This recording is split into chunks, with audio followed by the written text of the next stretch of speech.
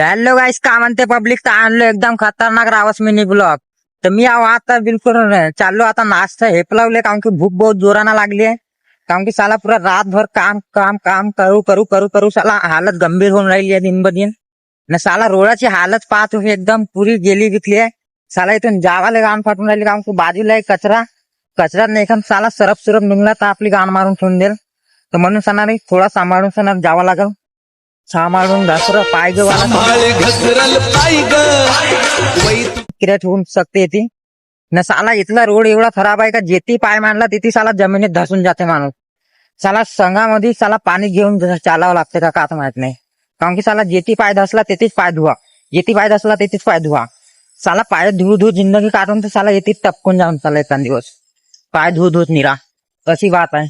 तर ह्या साईडला पाहत किती भयानक साला गड्डा भरलाय पुरा पाण्यानं.